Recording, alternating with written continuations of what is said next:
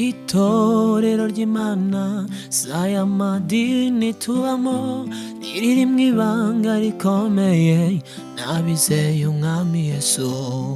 Itorero ry'Imana saya madini tubamo rihishwe mu ibanga rikomeye n'abizeye umwami Yesu. Itorero ry'Imana saya madini twirirwamo rihishwe mu ibanga rikomeye n'abizeye umwami Yesu. Itorero ry'Imana saya madini tubamo rihishwe mu ibanga rikomeye n'abizeye umwami Yesu. Haleluya.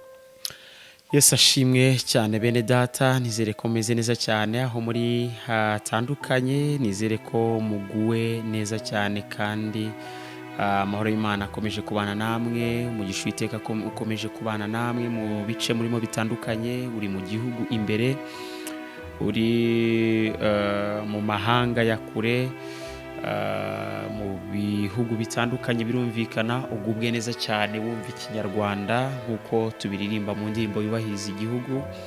Turirimba ngo ururimi rwacu rukaduhuza, umuco dusangiye uraturanga, ururimi rwacu rukaduhuza. Imana ishimwe cyane rero wowe wumva ururimi, waba uri n'umurundi uri mwene data kuko rwahoze ari urundi Rwanda, avuga ngo u Rwanda urundi. Imana igumugisha cyane, yaduhaye umugisha yuko ibihugu byombi rwose byumvana kandi tukabasha kumva n'abashuje cyane, abashingantahe, abakenyezi, abatama, rwose muri mu Burundi n'ukuri Imana ibaha umugisha cyane. Mujya munyereka urukundo ko turi kumwe namwe, benshi turaganira, mwiga mu makaminuza atandukanye, universite zitandukanye.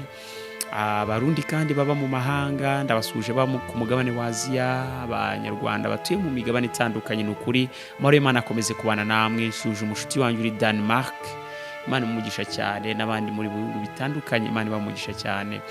Reka dusenge twinjira muri inyigisho itari butinde cyane. Ni inyigisho ije gusubiza kimwe mu bibazo abantu bakunda kwibaza cyane, tugiye kugarukaho. Bibaza bati ni gute dushobora kunesha urugamba rwo mu mwuka tukaba batsinzi? Hari ibyatwizingiyeho, hari ukwikinisha, hari ingeso zigiye zitandukanye zabasa ubuzima bwacu, pornography n'ibindi bintu byizingiye ku buzima bwacu bituma hari ikintu kitagenda. Nibyo tugiye kuganira, turebe n'iki dushobora gukora mu minota mikeya cyane. Ndagerageza kuvunagura. Ndagushimiye Data wa twese mu izina rya Yesu Kristo. Izina ryawe ryubahwe, ubwami bwawe buganze muri twebwe mwami. Turagushimiye ko aho ubwami bwawe buri nawe buhari kandi wadisidinze, wanzuye gutura mu mitima yacu. Twarakwakiriye, utubera umwami kandi utubera umutabazi. Turagushimiye mwami, nkushimiye ku bw'aba bantu bagiye gukurikira iki kiganiro, nkushimiye ku bw'uyu mutima wakozeho ukaza kuri ishene. Buri gihe uko yumvise uzajye umwungura.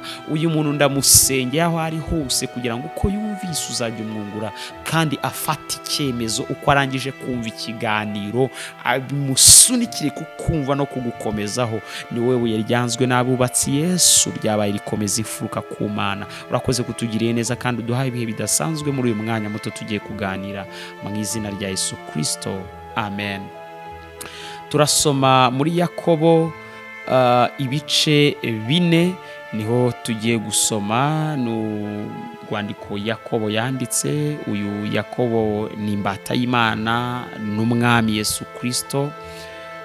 Yarimo yandikira rero bene se batatanye mu miryango 12, abibutsa aya magambo, ariko ngira ngo natwe dusome kandi tunayagendereho atubereho umumaro. Yakobo ibice 4 umurongo wa 7, Bibiliya iravuga ngo, ndasoma mu Cyongereza habivuga neza cyane: Submit yourselves therefore to God, resist the devil and he will flee from you. Ngo nuko rero mugandukira Imana, ngo ariko murwanye Satani nawe azabahunga. Turaganira ku gutsinda mu rugamba rw'umwuka. Turwanwa n'abadafite inyama n'amaraso. Twagiye tubibona Paulo abyandikira Abefeso, arababwira ngo ko tudakirana n'abafite amaraso n'umubiri, kuko tudakena abafite amaraso n'umubiri, ngo ahubwo dukirana n'abatware n'abafite ubushobozi n'abategeka isi y'umwijima n'imyuka mibi y'ahantu ho mu ijuru. Ibyo bitero uhura nabyo mu nzozi zidasobanutse, Imana ibiri kukwereka, ikwereka ibigukikije, ibyo bakuroga, ibyo bagukikije, ubura amahoro, ukagira ibintu bikwizingiraho byagiye byizingira ko mu miryango yanyu byagiye biba kuri wowe, cyangwa se byagiye biba mu mafamiye, bigakomeza kuza ku buzima bwawe bikakubuza amahoro. Ibyo byose uhura nabyo twagiye tubibona mu isi y'umwuka, mu kirere cy'umwuka, ariko bikaza bikarwanya ubuzima bwawe uriho. Ugasanga iwanyu bagendaga gutya nawe ni kugenda, ugahura n'ibitero bigiye bitandukanye, uraryamye utakaje ibintu bitandukanye, urufunguzo warwo.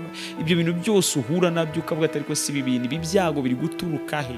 Ibi byago biri guturuka he mu bana banjye? Ibi byago biri guturuka he mu rushako rwanjye? Ibyo byose ni gute dushobora gutsinda ibyo bintu byose? Ama addictions, ingeso zakubayeho, akarande urugamba rwo mu mwuka ururwana narwo.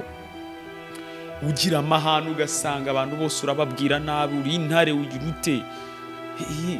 Ibyo bintu byose ni gute ibi bintu, urwo rugamba uhagaze rwo guterwa n'abadayimoni amanywa na nijoro, ushobora kurutsinda? Ushobora gutsinda izo ngeso zawe, ushobora gutsinda ubwo buzima bwawe urimo. Ibanga rya mbere twihuse ni uko ugomba kubaho ubuzima busenga Imana ariko buniyiriza. Uzaba umutsinzi, uzaba umutsinzi no kurushaho. Ba mu buzima busenga kandi buniyiriza. Tangira ububeho. Hari ibyakunaniye mu buzima bwawe, hari ibihome n'ibisikuona bitari gukurwaho. Iga ubuzima bwo gusenga, baho ubuzima busenga ndetse buniyiriza. Icyo ni ikintu cya mbere. Ndihuta. Ikintu cya kabiri, funga buri muryango w'abadayimoni. Abadayimoni bakora mu bintu byinshi, byinjizwa n'ibijya mu muntu. Ni ukuvuga ngo byinjizwa n'ibiryo roho yacu irya. Roho irya umuziki, ibinyura mu miziki, amafilme, ibya entertainment, ibyo bintu byo kuryoherwa, za nkuru zo mu bigare byose. Ibyo ni ibyinjira muri twebwe bikagira ingaruka ku byo dutekereza n'uburyo twibwira, ariko biturutse mu byo twahaye umwanya twatinzeho, kuko uri icyo wumva ndetse n'icyo ureba. Uri umusaruro, umuntu ni umusaruro w'ibyo areba, ibyo atinda areba, ibyo atinda yumva, ndetse bikagaragazwa n'umusaruro w'ibyo avuga. Ni ukuvuga ngo ibyo uvuga bituruka ku mbaraga z'amaso ndetse no ku mbaraga z'amatwi. Amatwi yumvise iki? Ahora yumva nkuru ki? Aya maso yawe ahora areba iki muri telefone yawe? Ahora yandikira na chatinga nandiki? Nizihe nkuru uhora uvuga kuri telefone? Nizihe nkuru z'abantu wakira bakubwira? Ibyo bizagenda uwuriwe, ibyo bizagenda uwuriwe nta kabuza. Ibanga rya kabiri, funga buri muryango w'abadayimoni. Abadayimoni binjira mu mizi, iyi miziki y'isi, ibi bintu byose, ngo iki ni iki, ngo ibiki, ngo saa moya, ngo ibiki, ibyo bintu byose baririmba, urwo rukungu rwose, ibi bintu, ibyo bintu byose. So icya kabiri ni movie. Izo movie ziriya filime ureba amanywa na nijoro. Muri icyo kintu cy'imiryango y'abadayimoni harimo n'ama entertainment amwe namwe. Nimba ushaka kuba umunyembaraga mu kirere cy'umwuka, mu isi y'umwuka, ni realite twabonye. Buri gihe cyose umuntu agendeye muri ibi ngibi, buri gihe cyose umuntu aba umunyamwuka, yuzura imbaraga, agira imbaraga, agira ubutwari, agira ubushobozi. Nibwo ushobora gusenga bigakunda, nibwo usengera abantu, nibwo ubwo buzima bw'umwuka. Ikindi, va mu bigare bitavuga Imana, bitavuga. Nimba ushaka kuba umunyamwuka bya nyabyo, kuba umunyamwuka wa nyawe, kuba umunyamwuka wa nyawe, kuba umunyamwuka wa nyawe. Hari abanyamwuka ariko batari abanyamwuka ba nyabo, bihangaho kuba abanyamwuka, babwiza, bagendera mu ma experience. Izo ni experience, ni ibintu wakuriyemo, ni ibintu wagiyemo, ni ibintu warazwe, ukabyita ko ari umwuka. Umwuka uko yari ari niko ari, ni nako azahora. Twarasengaga ntabwo bikora. Nta muntu muri Bibiliya igaragaza ngo amasengesho, ngo yatunzwe n'amasengesho, ngo byagenze gutya, ngo byagenze gutya.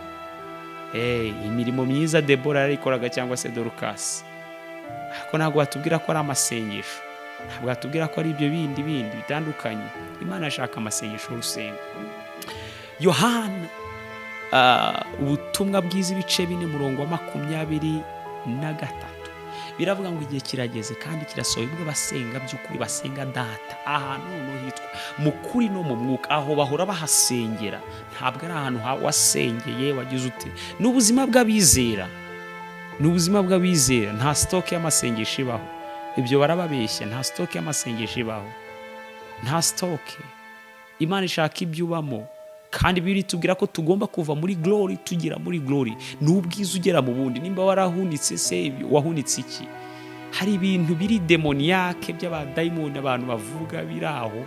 Imana ishaka ubuzima ubaho. Biravuga ngo kuri dusohoyemo aba ariko dukurikiza. Twigire ku kintu cya gatatu. Ikintu cya gatatu, kugira ngo ubashe overcome cyangwa se gutsinda ibi bitero byo mu mwuka, uhagarara neza ku rugamba rwo mu mwuka umeze neza, biragusaba yuko uhora ugenzura buri kimwe cyose, buri kimwe cyose, buri kimwe cyose, buri kimwe cyose kikubaho mu mwuka. Ukeneye ndabivuga gute, ukeneye kubaho buri buzima bwa buri munsi yose usoma Bibiliya, ariko nanone wigenzura mu mwuka. Mpagaze nte mu mwuka? Mpagaze nte mu mwuka? Mpagaze nte mu mwuka? Meze gute mu mwuka? Imana ishimwe cyane, Imana ishimwe cyane. Hari umukobwa yabaye umudamu ariko yaranatashye, ari mu ijuru, nakundaga kwigisha cyane, witwa Gisele, muramuzi, Precious. Twageze aho tuganira n'umwe mu bantu impamvu mwubaha cyane. Hari n'ikiganiro twari twaratangije nzagarukaho, mfite na video yacyo nzagarukaho, bimwe mu biganiro twapangaga kuzakora twigize no kubikoraho. Harimo ikiganiro cyitwa The Chosen Verse, umurongo twatoranyaga tukawuganiraho. Mvuze iyi ngingo ndabyibuka, nibuka uburyo yarageze ku rwego asetinga alarm. Ni ukuvuga ngo gushyira inzogera muri telefone ikamwibutsa isaha runaka. Ese nimba narindi saa 7 cyangwa se saa 9, saa 10, ndi mu biki? Bikaba ngombwa yuko icekinga alarm imwibutsa ndi mu biki. Ni ubuzima bw'umwuka, evaluation journalière ya buri munsi, daily evaluation. Iyi evaluation ya buri munsi, mpagaze ne, bigenze bite? Hebdomadaire, buri cyumweru byagenze gute? Ngiye gutangira icyumweru, let me be committed, reka mbe committed ku ijambo ry'Imana. Nzasoma ukabishyira mu ngengabihe yawe. So make sure you examine your spiritual life every day by reading your Bible, by doing your personal devotion. Ubuzima bwawe bwa buri munsi ni gutusabana n'Imana. Ntukeneye kubaho ubuzima bwo kujya gusenga gusa n'abandi, ariko ukeneye n'ubuzima bwawe bw'umwuka. Niho uzavuga ibintu bitandukanye n'iby'abantu, niho uzahabwa ibintu bitandukanye n'ibyo, nibwo uzasoundinga, uzumvikana bitandukanye n'abandi. Ntabwo ari ibitoragurano, ntabwo ari, ni ubuzima ubaye, nibwo utanga, nta kindi. Imana ishimwe cyane. Ndumva ari abantu ndibuze gusengera dusoje. Ikintu cya kane ni ikihe? Babarira abantu bose mwagiranye ibibazo. Babarira abantu, sohora abantu muri wowe. Iyo ubabariye abantu, ni ukuvuga ngo ubasohoye muri wowe. Mwari mufitanye ibibazo, urabasohoye muri wowe. Hari igihe ucumbikiye mu cyumba cyo mu mutima, ucumbikiye abantu mwagiranye ibibazo, ucumbikiranye kanaka mwagiranye ibibazo. Mu mutima wawe harimo ibyumba byinshi, ucumbikiye ibanga yeranye n'uyo wakoranye ibi bintu n'ibisohora mu biravuga ngo icyaremwe gishya. Uri cyaremwe, umuntu wese yari muri Kristo Yesu aba ari icyaremwe gishya. Ibya kera nibyo biherwa, ibya kera biba bishize. Ibya kera ni ibihe? Hari ubuzima warimo bwa kera, hari uko wibwiraga. Pawulo aravuga ngo kera nyiri umwana bwiraga nk'abana, batekereza ngo ariko ubwo maze gukura. Imana ishimwe cyane. So ubwo buzima bwa kera ukiri iyo ngiyo, bwa kera muri Adamu wa kera, warabaye icyaremwe gishya. Wageze muri Kristo Yesu, uri icyaremwe gishya. Ukeneye kwireberaho Imana ikubona. Bibiliya ivuga iki? Iravuga ngo Yesu ni Adamu wa nyuma, he is the last Adam. Na Adamu wa nyuma, icyo Adamu wa mbere atashoboye. Ingaruka z'ibyaha n'ibyakurikiye n'ibyabayeho byose twarabibonye. Noneho wabaye icyaremwe gishya. Pawulo yandikira Abaroma arabwira ngo imibereho mishya y'abari muri Kristo Yesu. haravuga ngo kandi nimwishushanye n'ab'iki gihe, ahubwo muhinduke rwose mugize imitima mishya, kugira ngo umenye neza ibyo Imana ishaka, ari byo byiza bishimwa kandi bitunganye rwose. And be not conformed to this world, but be ye transformed by the renewing of your mind. Haleluya, Imana ishimwe cyane. Nimwishushanye n'ab'iki gihe, wabaye icyaremwe gishya. Babarira abo mufitanye ibibazo, babarira abo mwagiranye ibibazo, bababarire. Muri Adamu wa mbere niwe wababariraga, ariko bageze muri Adamu wa nyuma ari we Yesu Kristo, ukeneye kubabarira. Icya gatanu, live a life of worship. Baho ubuzima bwo kuramya, baho ubuzima bwo kuramya, baho ubuzima bwo kuramya. Ni igihe wavuye mu buzima bundi bushingiye rimwe na rimwe no guhimbaza n'ubuzima bwo kubwira Imana ibyo yakoze mu buzima bwawe, ariko noneho hari ikirere cyo kuramya ugeramo. Wamaze kuba umwe nawe, yarabikoze, yakoze imirimo tutari gukora, yakoze imirimo yewe umwana w'umuntu atari gushobora. Wageze mu kirere cyo kuramya, uri umwe na Data mu ijuru. Ntibahimbaza, mu ijuru bararamya. Habaho ubuzima bwo kuramya, habaho ubuzima bwo kuramya, kuko bari kumwe n'Imana. Adamu na Eva babaga ubuzima bwo kuramya muri Eden Garden, babaga ubuzima bwo kuramya. Ni igihe ubwira Imana iyiriyo, uhimbaza Imana, uvuga ngo urera. Nta kindi wirata mu buzima bwawe, ntiwirata umugabo wawe, ntiwirata amafaranga yawe, ntiwirata urwego uriho, ahubwo urarata Imana ishobora byose, Imana iri hejuru ya byose, Imana yabibirindura isaha iyo ari yo yose, Imana ishyira hejuru, Imana izamura umwana w'umuntu ikamukura mu mukungugu ikamushyira hejuru. Nakunze amagambo Yobu yavuze mu gice cya mbere umurongo wa 20. Bibiliya iravuga ngo Yobu amaze kwakira ya makuru yose y'inkubi y'umuyaga yaturutse mu butayu ihitana imfuruka enye z'inzungu, maze igwira abasore be barapfa, abakobwa be baje gupfa, hapfuye amatungo ye, byose byaraje bihitana abana bo mu rugo rwe, ibyo yari afite byose bimushizeho. Ku murongo wa 20 avuga amagambo akomera, avuga ngo Yobu ahera ko arahaguruka ashishimura umwitero we, arimoza yikubita hasi arasenga ati, navuye mu nda ya mama nambaye ubusa, nzasubira mu nda y'isi ntacyo nambaye. Uwiteka niwe wabimpaye, kandi Uwiteka niwe ubintwaye, izina ry'Uwiteka rishimwe. Yobu yashimye Imana ku rwego rudasanzwe, yaramije Imana. Aravuga ngo Bibiliya iravuga ngo muri ibyo byose Yobu ntiyakoze icyaha, haba no kubiherereza ku Mana, ahubwo Yobu ashima Imana. Mana ushimwe. Baho ubuzima bwo gusenga, baho ubuzima bwo kuramya. Ibi bizatuma unesha urugamba, bizatuma unesha urugamba rw'umwuka, bizatuma unesha urwo rugamba rw'umwuka uriho. Baho ubuzima bwo kuramya. Shyiramo indirimbo zo kuramya zubakiye ku butumwa bwiza bwa Yesu Kristo, zivuga imbaraga z'indirimbo, zivuga kunesha kwe, zivuga ubutsinzi bwe. Ubeho ubuzima bwo kuramya. Nta kindi cyasenye inkike y'Iyeriko uretse kuramya. Twabonye imbaraga zo kuramya zisenya ibikuta by'Iyeriko biragwa. Tubona imbaraga zo kuramya bazenguruka bucece, silence, gutuza bijya bisenya ibintu. Imana ishimwe cyane. Icya gatandatu, hishurirwa ko uri icyaremwe gishya. Ubuzima bw'icyaremwe gishya, utangire kugendera mu buzima bw'icyaremwe gishya.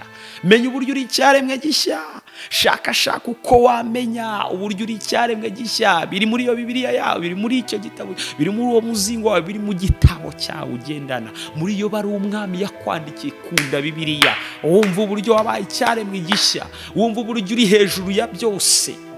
Imana ishimwe cyane. Uri hejuru y'impaka zose abantu bakugisha, uri hejuru y'ubuzima bwose bw'ibiba hano ku isi, uri hejuru ya byose, uri hejuru ya byose, uri hejuru ya byose. Imana ishimwe cyane. Uri hejuru ya byose, uri hejuru ya byose, uri hejuru ya byose.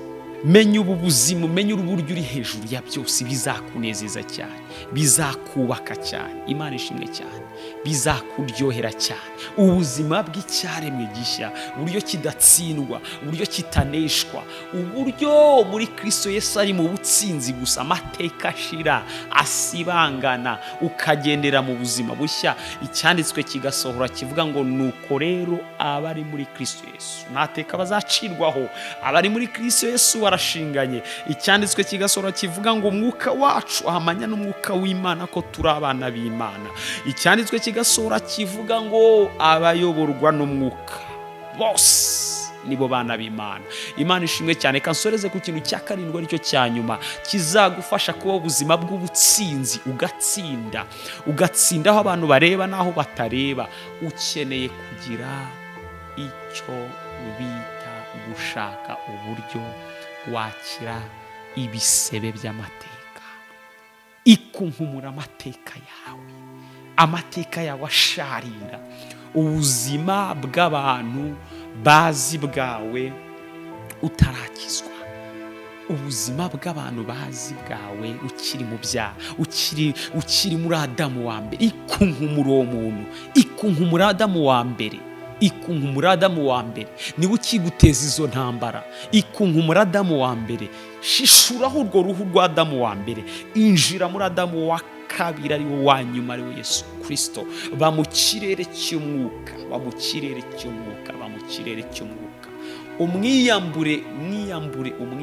umwiyambure ibisebe byahashize, inkovu z'amateka ziyambure. Abantu bakuzura indaya, bakuzura umugabo urwana, bakuzura iki. Bibiliya tubona mu gitabo cya Nehemiya, umugabo w'Imana witwa Nehemiya. Bibiliya igenda yerekana uburyo Nehemiya yakoreye Imana, uburyo Yeremiya yaje kwibuka uburyo Yerusalemu yagombaga gusanwa. Ubwo yaraje kuyisana, amwe mu marembo yasanye, hari irembo rya kera. Bibiliya iravuga mu gitabo cya Nehemiya ibice 3:6 akavuga ngo kandi irembo rya kera ryasanwe na Yoyada mwene Paseya na Meshulamu mwene Besodiya, ngo batera ibikingi byaryo, bateraho n'inzugi zaryo n'ibyuma bizihindira n'ibihindizo. Irembo rya kera ryasobanuraga muri Yerusalemu ubuzima bw'ahahise, ubuzima bw'amateka by'ibyagiye biba. Hanyuma ukeneye gufunga irembo rya kera rigasanwa mu buzima bwawe, ukakira healing idasanzwe mu buzima bwawe, gukira ibisebe by'amateka n'ubuzima abantu bakuzimo mu izina rya Yesu. Ukabohoka, ugahagarara kuri urugamba rw'umwuka, uri umugabo wo guhamya ibya Kristo, uri umukobwa wo guhamya ibya Kristo, uri umukobwa wo guhamya ibya Kristo, uri umugore wo guhamya ibya Kristo. Ndasoza nsengera uyu muntu, nabibabwiye, uyu muntu wasubiye inyuma, you backslided, wasubiye inyuma. Ndasenga kugira ngo bashe gukomera. Biravuga ngo haracyari ibyiringiro, nawe igiti cyatemwa ko cyakongera kigashibuka, kikagira amababi y'ibitontome. Birashoboka ko wasubiye inyuma, ntugisenga, ntukibaho ubwo buzima wabagaho bukomeye cyane mu Mana, ubuzima bwiza, ubuzima butoshye nk'uko birivuga ngo bakagira amababi y'ibitontome, igiti kigasubirana amababi y'ibitontome. Ndasenga kugira ngo ugaruke. Data wa twese mu izina rya Yesu Kristo, ndagushimiye ko ushobora byose, mwami uri hejuru ya byose, ufite ubutware, utwara byose, uri hejuru ya byose. Nta kintu na kimwe cyakishyira hejuru kurwanya kukumenya. Uri Imana iri hejuru ya byose, uravuga bikaba, wategeka bigakomera. Ndagushimye kuko uri Imana nziza, utumenyesheje amagambo yo kurwana urugamba rw'umwuka no kurutsinda. Watubwiye iby'urukundo rwawe, wadusobanuriye iby'imbabazi zawe, wadusobanuriye iby'ubuntu bwawe no kugira neza kwawe kwinshi.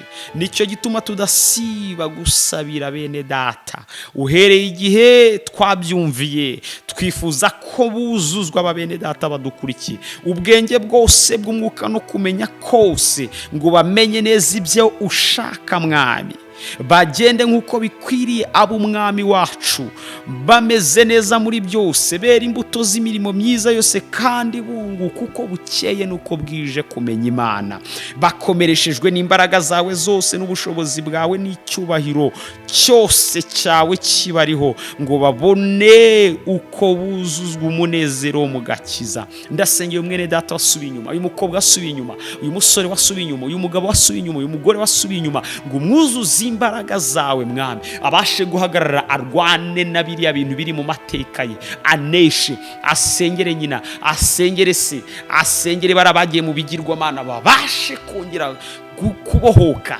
babohoke, bagira imbaraga mwami, mwuzuze uyu muntu imbaraga. yatandukanye na mama we, yatandukanye na se bitewe n'uko aroga, bitewe n'uko bagendeye mu bigirwamana. Ahari cyatumye wowe umwuzuza, umwuzuza imbaraga zawe, ni ukugira ngo abashe kubohora bariya bo mu muryango we. Si ukugira ngo abahunge, ni ukugira ngo abashe kubabohora. Mwuzuza imbaraga n'ubutware n'ubushobozi n'amavuta yawe, abashe kubasengera, kandi isengesho azabasengera rizabagirira umumaro, rizabohora ziriya nyatsizi wabo, rizabohora biriya bigirwamana bitomuke bive mu miryango yabo, babashe kubohoka. Rizabohora uriya mudamu, rizabohora uriya mubyeyi, rizabohora iya famiye n'abariya bana babayizize. Abo bose bazabohoka bitewe n'uyu mugaragu wawe wahamagaye muri uyu muryango.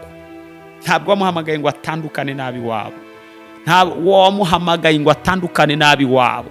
Wamwujuje amavuta, wamuhaye kukumenya. Ntabwo ariho kugira ngo atandukane nabi wawe, ahubwo no kugira ngo ahure nabi wabo, abubere umumaro, ntifatanye n'ibigirwamana bya se n'abasokuru n'abanyina, ahubwo no kugira ngo abe umumaro hariya. Ndasenze kugira ngo umubohore, ndasenze kugira ngo umubohore, yambara imbaraga, abashe guhangana na ziriya mbaraga ziri mu miryango ye. Mubohore uyu mukobwa, mubohore uyu mukobwa, mubohore uyu mukobwa. Ntabwo ari kuri uyu mugabane, ntabwo ari kuri uyu mugabane, ntabwo ari kuri uyu mugabane. Reka mwami yarabacitse, yagiye hanze, ariko mukomeze, yamenye agakiza, arabacika aragenda. Mukomeze, mwuzuze imbaraga, agire ministeri ikomeye, ibashe kwirukana izi mbaraga mbi mu izina rya Yesu Kristo. Waramuteye agubwa neza, wamuhaye imibereho. Mwami uyu mukobwa mukoreho, mukoreho uyu mubyeyi, mukoreho, abashe kurokora umuryango, yiga iby'umwuka, bimenye, akomere, asengereye umuryango we, ubashe gukira uri kuri uyu mugabane wa Afurika. Umuryango ubashe gukira uri kuri uyu mugabane, uri muri iki gihugu. Yarabahunze, yarabanze, baramuroze, byarakomeye, ariko yamenye Imana. Reka agaruke, abase umuriro, abasengere. Izi mandwa nibi bigirwamana bigende mu izina rya Yesu. Urakoze kumubohoye, kandi umwambitse imbaraga, agiye kongera kugira ububyutse budasanzwe, azanyandikira, azampamagara, tuzavugana mu izina rya Yesu Kristo. Umusubije ubuzima, umwibukije icyo wamuhamagariye. Urakoze kuko Imana nziza, mu izina rya Yesu Kristo. Amen. Imana ibahe umugisha, kandi ikoze ibintu bidasanzwe mu buzima bwanyu. Abari baraguye bagiye kongera kubyuka,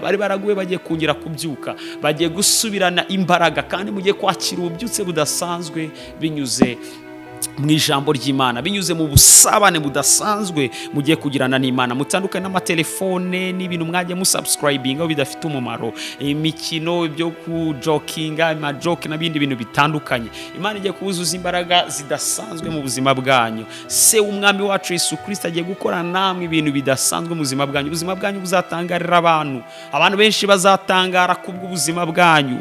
Mu izina rya Yesu Kristo, mwani subscribing ku bintu, ku masheni amwe namwe adafite umumaro mwagiyeho. Muve mu nzenya, muve mu bintu bya politike bidafite umumaro, bimwe na bimwe mujya mu mutanasobanukiye, bikabaca, mubireke.